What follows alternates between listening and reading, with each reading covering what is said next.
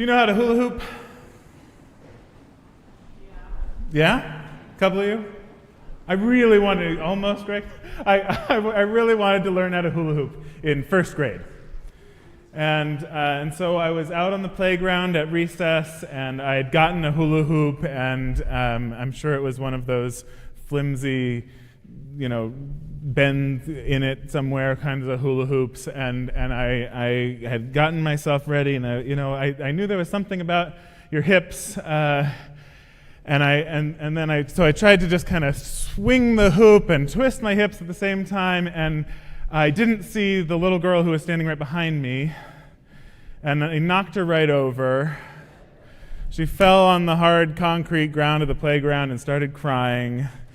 And I felt terrible, but immediately rushing over to hear of her tears was one of the yard supervision teachers who immediately saw this, oversized first grader and this little girl on the ground and concluded that I must have done something wrong and sat me on the bench for the rest of recess.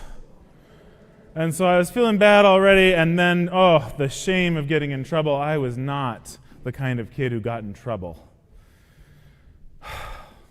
One of those moments, and I think they're moments probably we all have moments of learning to reel it in, to play it small, to play it safe, to keep our bigness, whatever that bigness might be, from touching the world in a way that might be dangerous to us. Do you know what I'm talking about?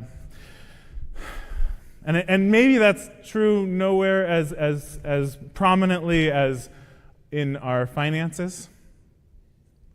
I've heard an interim minister told me once that people would rather talk about their bowel movements or their sex lives in public than money.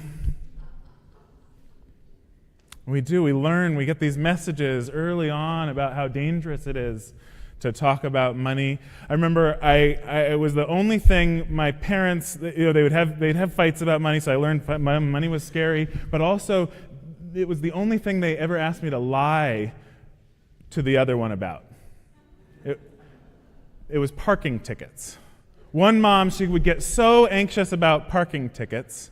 The other mom, if a parking ticket, you know how it's not just, you don't get just the parking ticket, it comes in the mail, the little notice about the parking ticket, and they were green when I was growing up, and so I knew to check the mail for the green parking ticket notices and hide them before my other mom could see them to make sure that spike of anxiety about money didn't come up.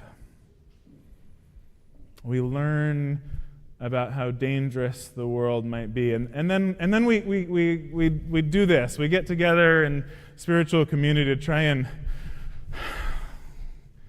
open up again, to play it a little bigger.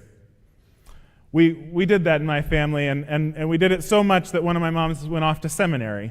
And she was off in seminary, and she was studying about scarcity mentality, and how we need to transform this worldview of scarcity that's all around us. So many ideas we have about what's scarce and that there's not enough, and how it drives so much of our behavior. And she was learning instead we could have this worldview of abundance, that we could have enough for everyone. And how do we move our culture from a scarcity mentality to an abundance mentality? And she comes home, and at dinner that night, me and my brother, I'm maybe in high school, he's middle school, we're having a fight over the last whatever it was at the dinner table. I don't remember, a piece of bread or something. It was escalating, and so my mom, she slammed her hand down on the table.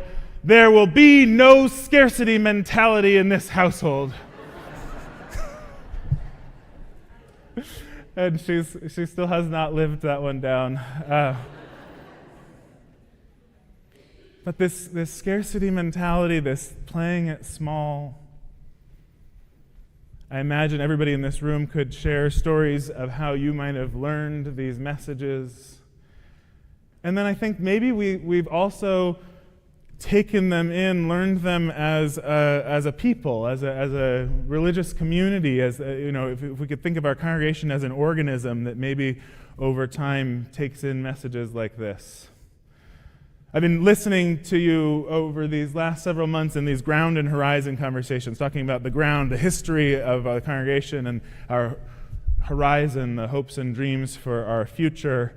There's still opportunities. We'll see another email go out this week. If you want to sign up and participate the next couple months, we'll have a bunch more of those conversations. I'd love to get to know you. If you've been here 20 years or 20 days, come and have a conversation. But in those meetings, I've heard, when I ask about stories from before your time, I've heard people talk about the earliest kind of folklore memories of the church, of its origins, don't go all the way back to 1891, when the church was started down on Bancroft and Dana, and now sits at the UC Berkeley campus as a dance studio.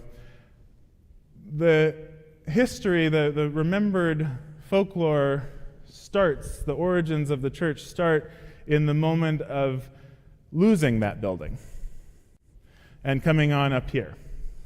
And I had this great narrative all put together about it, and it turns out it's not true, but I'm going to tell it to you anyway, and then I'll explain what's true. But so the great narrative was that, there was an anxious time in the history of the church. In the 1950s, it was an anxious moment in our society, and the loyalty oaths of the McCarthy era were being demanded of institutions all around the country, including churches.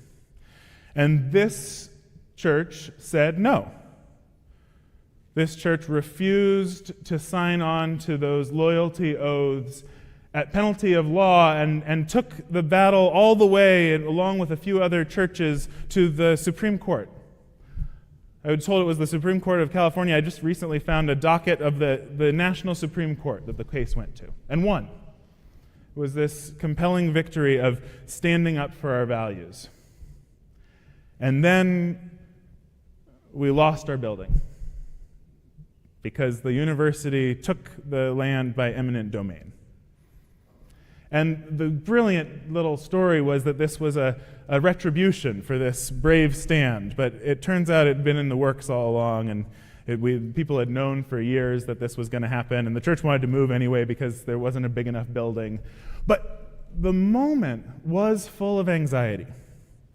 In fact, what I did find as I was looking for these records was that in 1956, right as all of this was unfolding, there was a period of time where it looked like the church was going to try and fire their minister. There were these hot letters going back and forth between congregants and the board and the minister, impassioned letters. There was one person, he laid out the case, he called it the big four against the little minister. Things had gotten that bad. And out of that anxious moment, there was this big split, this starting of the Berkeley Fellowship of Unitarian Universalists, still down there on Cedar and Bonita, the move to this land that was donated by the family of Bernard Maybach, who had already died at that point, but a prominent architect who was a member of the church. I don't know, but I wonder what lingering message might have come out of that moment about needing to play it kind of safe and small in a fortified concrete bunker of a building. I don't know, but I do wonder. We learn it in our individual bodies, we learn it in our group body. And we had anxious times then, and we have anxious times now. There's no one, as far as I know, trying to fire the minister, but there is a major chasm in our society, one in which we will likely be called on, if not this year, in the years to come, to take a real and risky stand for our values. What is it that holds us together, that leads us forth, connected to our values in times that are so anxious? I think it's mission. I think it's mission and vision. And I've been starting to reflect this back to folks after I hear these conversations. We might need to get clear about mission and vision. And I hear, yes, people agree with the idea with their words. And then I notice with their bodies, people are a little more reluctant, this idea of engaging in a process of discerning mission and vision. Lottie, on our Committee on Ministry conversation about this, she said, when I think about crafting mission and vision, it sounds a little bit like plucking my eyelashes out.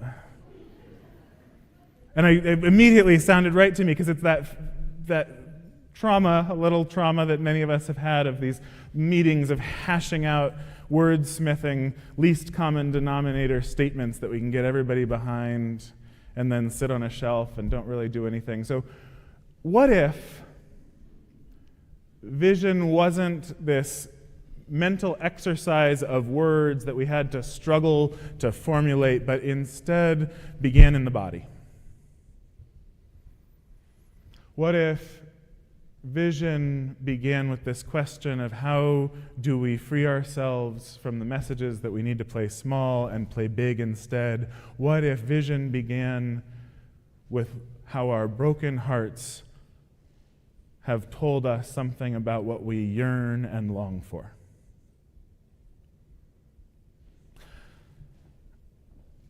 One more money story. I was buying my first suit 15 years ago. I had just started seminary, and if you're going to be a minister, you needed a suit. So I didn't really want a suit, but I wanted to be a minister. So I went down to Men's Warehouse with my mom, and you can't just buy a suit, right? You have to buy a suit, and you have to buy the shirts and the ties and the belts and the shoes, and by the time we walked out of that store with 2 suits and all the things, I was spending $1,000 on clothes. I'd never spent $1,000 on clothes before, and there was an earthquake in Haiti that same week, and I sat in the parking lot of Men's Warehouse and wept. I couldn't believe that this call to ministry was bringing me to spend $1,000 on suits while people in Haiti were struggling to get food and water.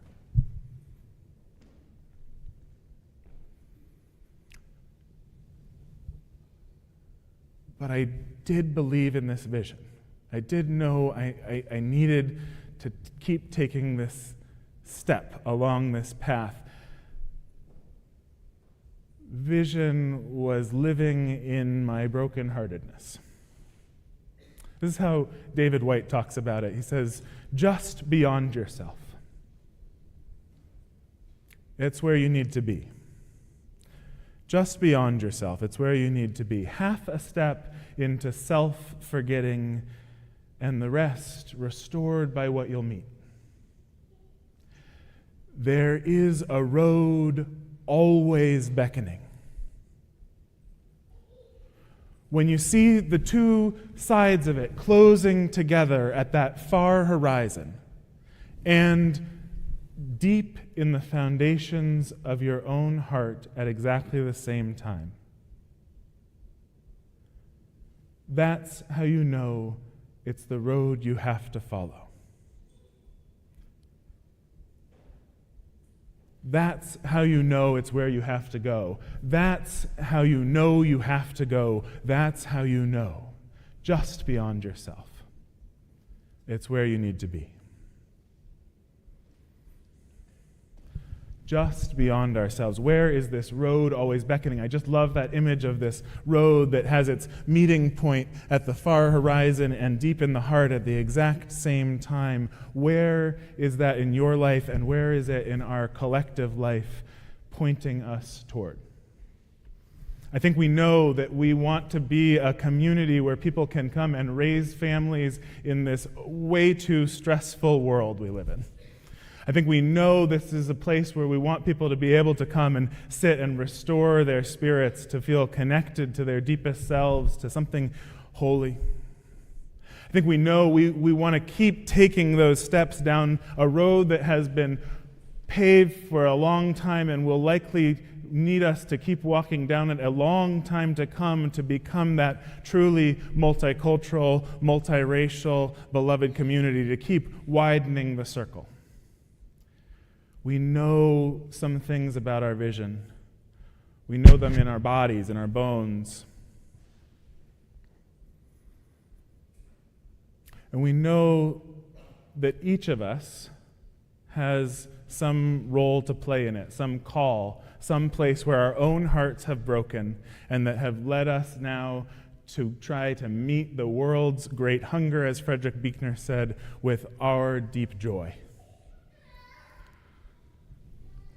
Whether your call is to be an artist or an activist, an organizer or a teacher, a scientist, or a nurturer, or a problem solver, whatever your call is, it starts in that deep interior place. But it also has a point out there on the horizon pulling you forth. And together, we have a call as well.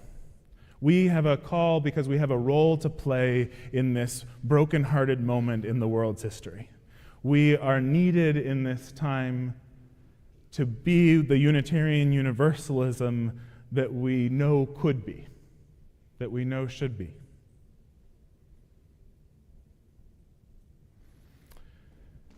There were future people who visited an outdoor school that I used to work at, the Mosaic Project.